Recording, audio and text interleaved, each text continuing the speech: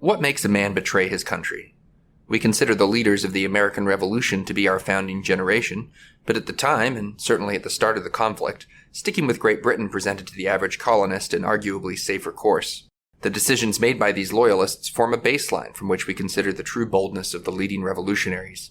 History is written by the winners, so some obvious questions present themselves. Who were these Tories? Why did they stick with the crown and the cause of King George?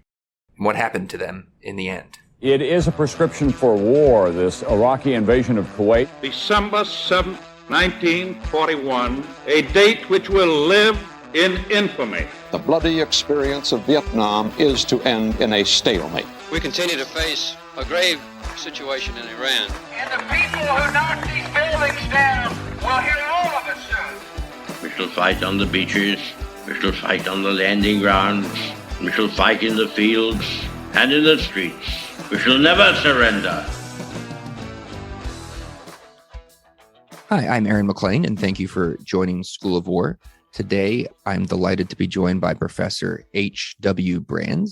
He is the Jack S. Blanton Sr. Chair in History at the University of Texas in Austin, the author of numerous books, several of which have been nominated for the Pulitzer Prize, and most recently the author of Our First Civil War, retelling the story of the American Revolution, but lingering in particular on the plight of the Loyalists in that conflict.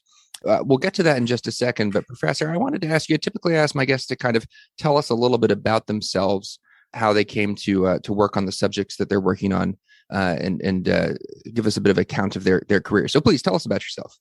Sure. Well, depending on how deep you want to go, I've been in this business of history, of teaching and writing history since the 1980s. I started teaching earlier than that. And my first teaching gigs were in high school. The writing came a little bit later. I had been teaching at the high school level for a few years and decided that I wanted to get maybe more intellectually back from my high school students, from my students that I was getting from my high school students. They don't have enough life experience as 15-year-olds to be able to discuss what I came to think of were the really interesting questions that we were dealing with. So as I was thinking about sort of moving upstream in the teaching business, I got a master's degree and then I decided to go for a PhD. And by then I had realized, and I'll have to say that I was fairly unfamiliar with the culture of higher education.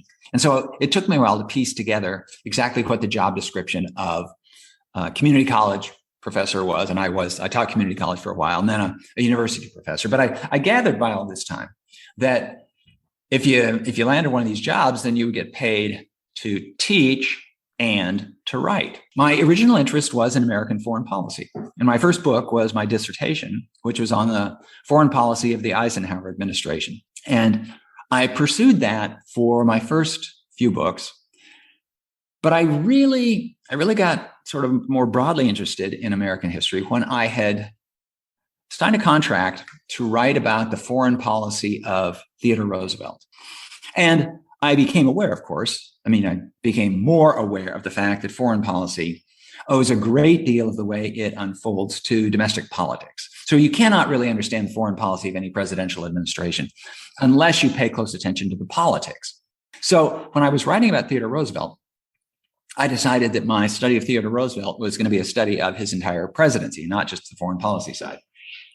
And then I became aware that to understand Theodore Roosevelt's presidency, you need to understand the rest of his life. So the book became ultimately a full-blown biography. And I wrote a series of biographies, and I like the biographies. Biography is certainly a well-respected genre. It's a way of writing history, but reaching a broader audience. There are many more people who will pick up a biography than will pick up a book that is labeled a history of this, that, or the other thing. The biography is the genre of nonfiction that is closest to the novel, because novels typically have a protagonist, and the author of the novel tries to get you in the head of the character. Well, this is what biographers do.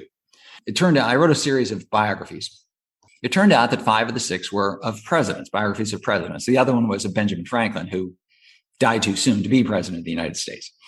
And this because I conceived these books as a history of the United States in 6 volumes, but they were just hanging on these individual figures. And if you're going to write about the United States, and if this is going to be history of the United States, and if it's going to uncover the most important events of the various periods of American history, a president is an exceedingly useful person to hang the story on, because presidents are right in the thick of things. I imagined when I conceived this, maybe I'd write one of these about a writer or about a business figure. And if you did, it would be a stretch to include all the stuff that I thought needed to go into a history of the United States. Anyway, so I did that for a while. And then I sort of ran out of biography figures. More precisely, I covered the ground of U.S. history. So the first volume in this 6-volume series was on Benjamin Franklin. And I like to think appropriately entitled it The First American. And the last one was on Ronald Reagan, because Ronald Reagan carried the story to his death in the early 21st century. And I thought, okay, past that, we're writing current events, which finally brings me to this book on the American Revolution. And I had recently written about, well, the run up to and some of the inclusion of the Civil War. I wrote about John Brown and Abraham Lincoln. And it occurred to me, I knew enough about the American Revolutionary War to realize that it wasn't only Americans against the British. It was Americans against Americans. And I was attuned to this by other wars, not only America's wars of the late 20th and early 21st centuries, but lots of other wars then. And one of the conclusions that I drew is that it is essentially never the case that it is just one group against another group. It's almost never the case that it's just one country against another country, especially in any war of national liberation or anything like this, any revolutionary war, any civil war. And so I reflected that back on the American Revolutionary War. And I wanted to bring out that this was at its heart, sort of at its moral heart, at its political decision heart, it was American against American. Yeah, the British were there. And the point of the American nationalists, if I can call them that, although in the book I call them patriots, was to eject the British. But in order to do so, they had to initially and concurrently gain ascendancy over the Americans who didn't want the British to leave. So hence the Patriots against the Loyalists in what I call our first Civil War.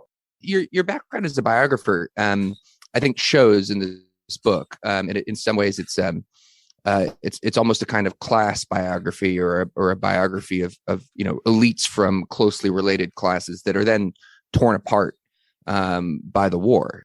The story of the Loyalists and the sort of standard accounts of the Revolution, or certainly the accounts that are taught in high school or in an introductory fashion in college, it's just sort of politely downplayed. These figures are, they're the losers ultimately, but they're not even as important as the losers in the standard account who are British or were originally British in the sense of being born in Britain and coming from Britain to fight the war. Why are these Loyalists sidelined in our memory? After the war was over, they were quite unwelcome in this new country. And this new country is the United States, because they sided with the other side. They were, and this is one of the great ironies of history and the ironies of their personal experience. They were branded traitors for simply maintaining the loyalties, to maintaining their honor in observing oaths of loyalty that they had taken. Typically, when somebody is accused of treason, it is for something that they did and some line that they stepped across. In this case, they didn't step across any line. The border underneath them moved. And this is a case where ordinarily sins of omission, if you want to call it that, are considered somewhat less mortal than sins of commission. Okay, you should have done something, but you didn't. Instead of you really did something heinous that you should not have done. Well, in the case of the Loyalists, this thing that they did was really, if you want to call it a sin, it was a sin of omission. And so to be hounded out of office, to have your property seized, all for doing something that before July 4th, 1776, wasn't at all even illegal. It was the honorable thing to do. And then you wake up on July 5th, 1776, and now you are a criminal. So this is something that was disconcerting for them, disorienting for them. And I want to answer this question. And the question is one I pose basically on page 1. What causes a man to forsake his country and take arms against it? Because it seems to me that the burden of explanation should not be on why did the loyalists become loyalists? They didn't become anything. They simply stayed what they were. The question is, why did patriots become patriots? And this really cuts against the grain of most writing on the American Revolution and even most thinking about the American Revolution, because from the time we're in elementary school, we are sort of led to conclude that, well, of course they were going to become patriots. Of course they were going to decide that British law was oppressive and they would revolt against it. But that of course, is a big stretch. George Washington, Benjamin Franklin, these were two very unlikely rebels. Well, what made these people become rebels? Why did they take up arms against their country? This country that in many ways had served them very well. So this is something I explore. John Adams is my other sort of main patriot.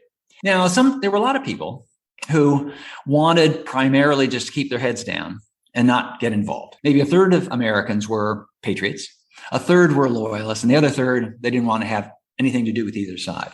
But of course, it's in the nature of conflict like this, Civil War conflict, nationalist revolution conflict, that both sides have an incentive to try to smoke out those in the middle and make them choose sides, and typically make them choose their side. So the middle ground gets narrower and narrower over the course of the conflict. And among those included, so there are two categories of people that I look at here, in addition to the ones I've already mentioned. And these are the slaves, the enslaved peoples, who they have to decide. Their decision, of course, was constrained in added ways to people who were not slaves, but they still had a choice to make, especially when the British government offered freedom, emancipation, to slaves of patriot masters who would come over to the British lines and fight against their former masters. George Washington's slaves, for example, they have to make this choice. Do they just stay on the plantation and, in effect, stay with the patriot side, or do they take up the British offer? Even if I do become free, how much better will my life be as a Black person living in, well, a free United States? Who knows? And especially for those who are taking up the British offer, can the British promise be trusted? If they promise freedom, will they really deliver freedom? That's if they win the war. What happens if they lose the war? Are we going to be sort of the flotsam of the battle? There's one other category that I deal with, and that is real quick before we get to Indians, which I think is the remaining category. Yeah, right. I just want to ask, you point out that in the Civil War, regional considerations would largely dictate, almost exclusively in most respects, dictate where you come down. What does it say about the character of the American Revolution as an event in world history that this question of choice or decision by the individual is so prominent, unlike in these other conflicts? I would say, in the first place, leaving aside the Indians, which we're going to get to, there were no such sort of tribal loyalties in the American colonies.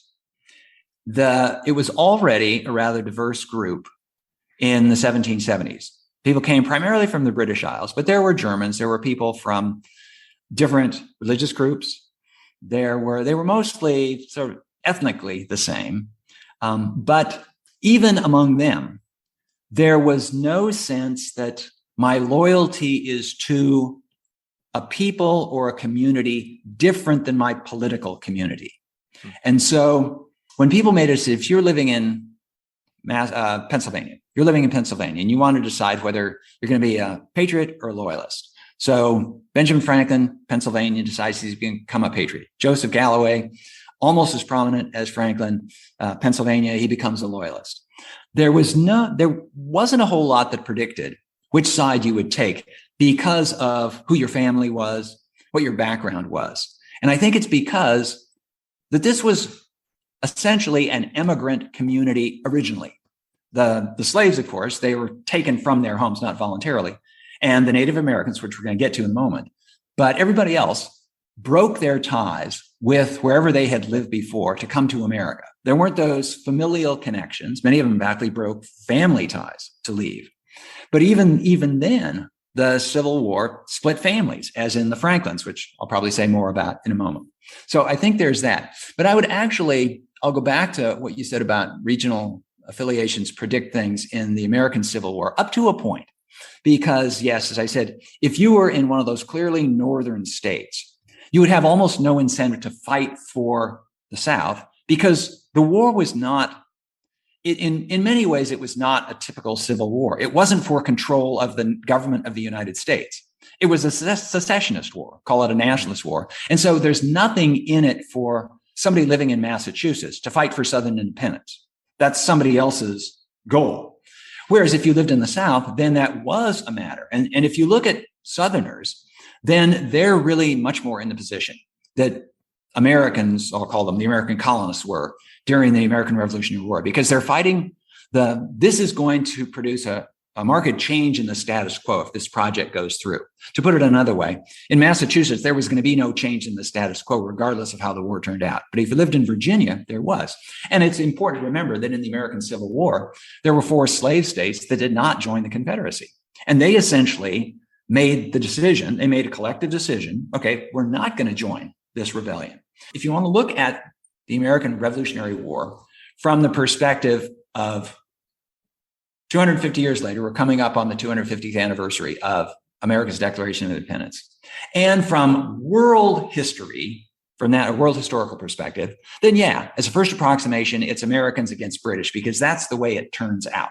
The United States becomes this separate country, an independent country, and Britain loses. But if you want to get close to it, if you want to know what it was like living then you have to take this closer view. And you're reminded, once again, that just as all wars are initially and ultimately political, these kind of wars are political throughout. And for the American patriots, led by George Washington, they discover early on, they don't have to win the war. They simply have to avoid losing the war. And if they do that, they can basically raise the ultimate and total cost to the British government to a point where the British are going to say, you know what, we're going to go home. And with my students, I started teaching long enough ago that the Vietnam War was a recent memory. And I would draw analogies between the position of Britain in the American Revolutionary War and the position of the United States in the war in Vietnam. Because for Britain and for the United States, there was always the fallback option of falling back and ending the conflict short of success, but with no existential damage to the country. If the British lost the American colonies, okay, a blow to pride, and the economy will have to be readjusted a little bit, but it's not as though the British government's going to fall, Parliament's going to be thrown into turmoil. And furthermore, just as in the case of the American war in Afghanistan, but before the American war in Vietnam, so the British war in North America, the end comes when there's a change of government in the country that's trying to hold on to this position. And the Americans, that is the Patriots, Washington, Franklin, they realized this. And so they were playing even while they were fighting against British soldiers and their American loyalist allies, they're also realizing that the ultimate audience is the British voting public, or some approximation to that, because Britain wasn't a democracy exactly at that time. So I think then the Indian population is probably the population where you see the most kind of demographic determinism, though not necessarily amongst the leaders who still are confronted with these choices, right? And I think we're going to tell us about Joseph Brant and his choice. Yeah. So Joseph Brant was the leader of the Mohawks, who were a group of the Iroquois Confederacy, by this time the Six Nations of the Iroquois. And the Iroquois had been the dominant Indian alliance in the region of upstate New York, the Great Lakes, even into the Ohio Valley. And every time before the American Revolutionary War, when the British would go to war against the French, these are the two foreign groups fighting for control of North America, they had to choose. Do we side with the British or do we side with the French? And beyond just personal affinities, and indeed there were personal affinities. One of the reasons that Joseph Brant sided with the British was that he had family connections to important British figures. But beyond that, there's that twofold question of, so which side is likely to win? And what's going to become of us if we ally with the winner? What's going to become of us if we ally with the loser? And one would ordinarily think that you'd want to ally with the winner. And in most cases, that turned out to be a good deal, if you could guess who was going to win.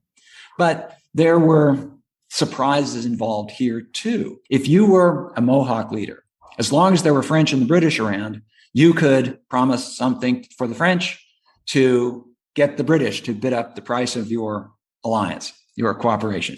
But if either side lost, then you were at the mercy. There was only one foreign group that you were having to deal with. And so during the Revolutionary War, this doesn't involve the French, but now it involves the English have gone to war with each other. And so you got to decide which faction to support. And if you bet on the British, then, okay, you hope the British are going to win. If you bet on the Americans, presumably you hope the Americans are going to win. But the risk there is if the Americans win and they do indeed drive out the British, then you are at the mercy of the Americans. There's no counterbalancing force. And the counterbalancing force was both military, but perhaps most immediately commercial. So who are you going to be able to cut better deals with in the trade that you have with the other side? And then there's the whole question that this was becoming more pronounced. In fact, this is one of the causes of the war. This is one of the principal reasons George Washington decides that the British have to go. Settlement is just cresting the Appalachian Mountains, the Appalachians, the Alleghenies in Pennsylvania, and out into the Ohio Valley. And Washington is one of many of the Americans who has bought land out there. Now, Washington was certainly not going to relocate himself from Mount Vernon out onto the banks of the Ohio River. He had purchased the land for sale. He was going to flip the real estate.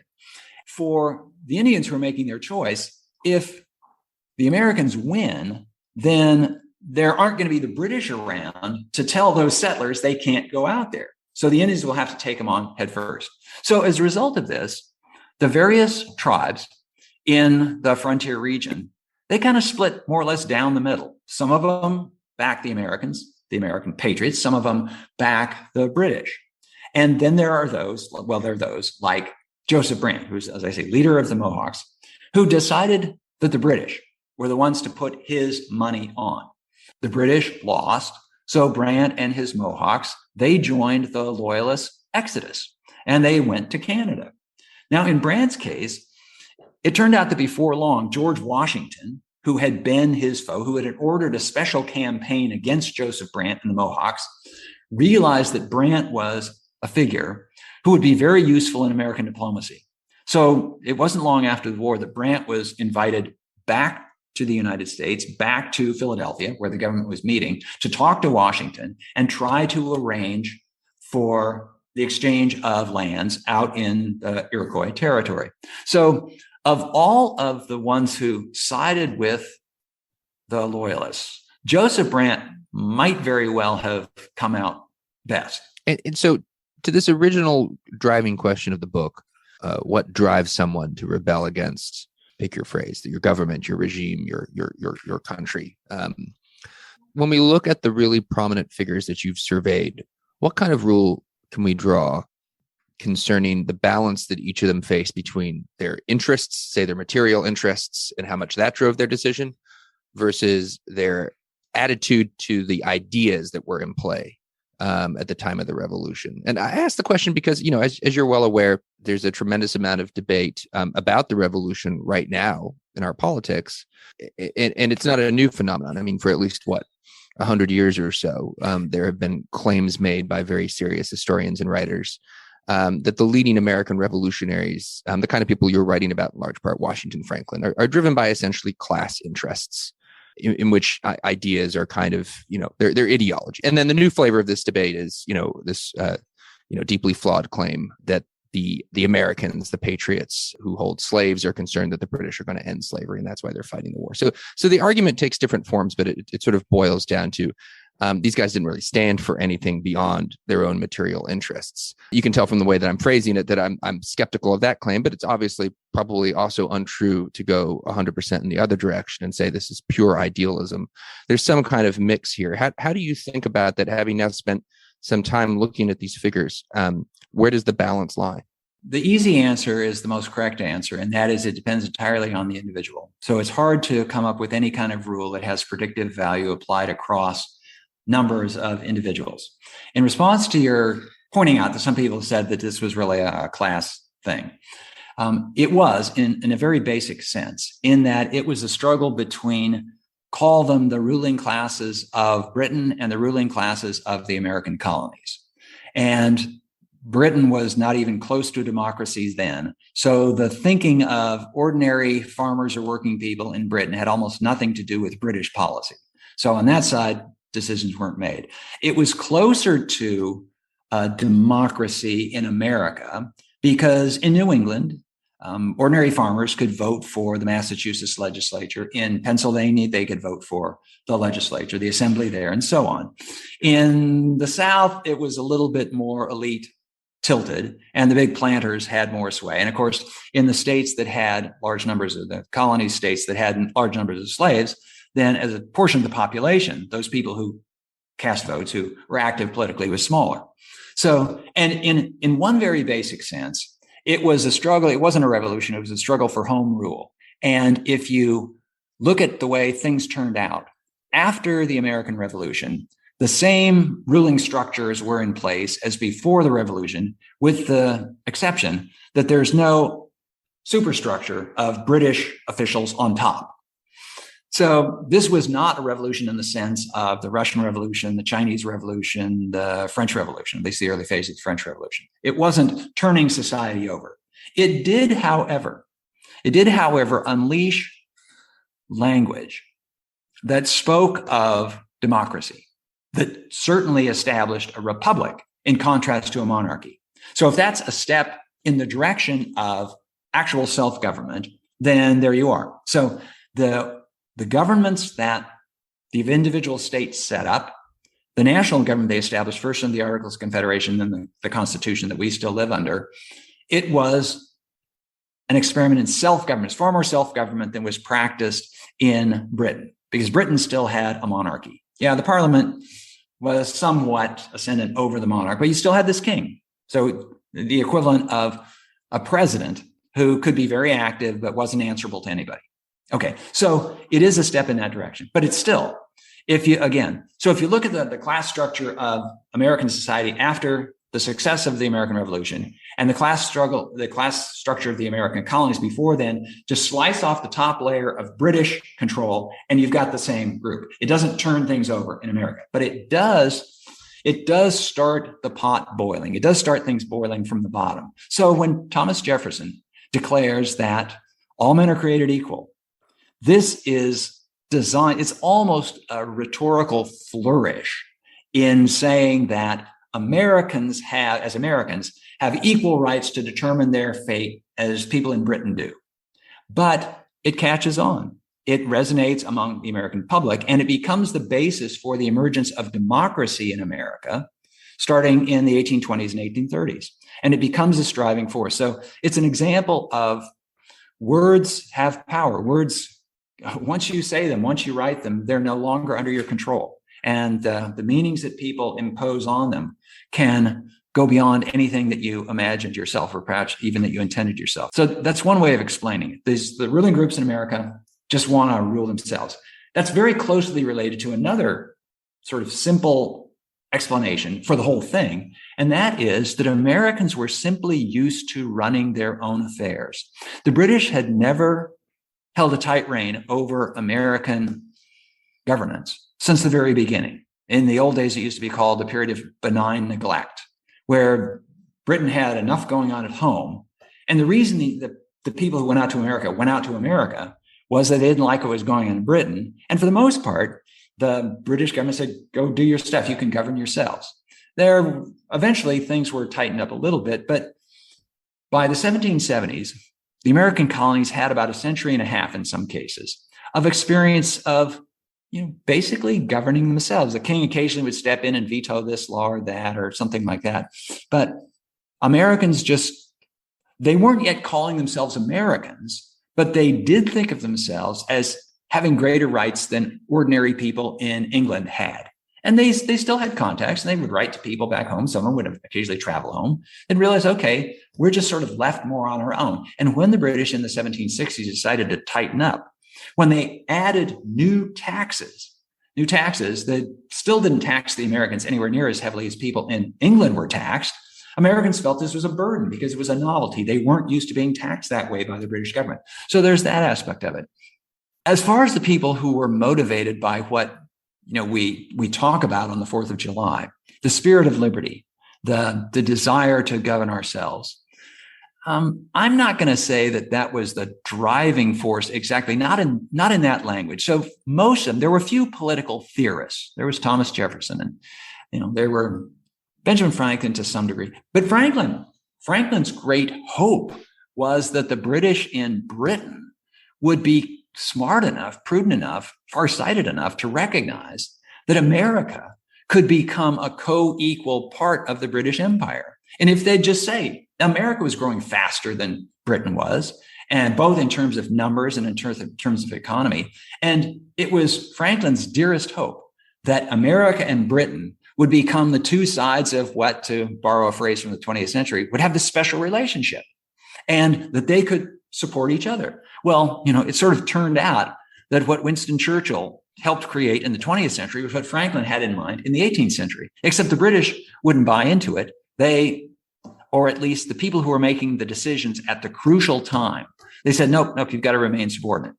I might just add here, Americans took a lesson from that. And when in the 1780s, the United States was figuring out how it was going to deal with new states and expanding, they wrote into the Constitution and in the Articles of Confederation before that these new states would enter the Union on an equal footing with the original states, which was quite a bold thing. It was, as far as I know, the first time anybody had ever done this. New territories were always expected to be subordinate to the old territory. But what this meant was the United States remained a republic when other countries became empires. H.W. Brands, we'll leave it there. Thank you so much for joining. Good to talk to you, Aaron. This is a Nebulous Media production. Find us wherever you get your podcasts.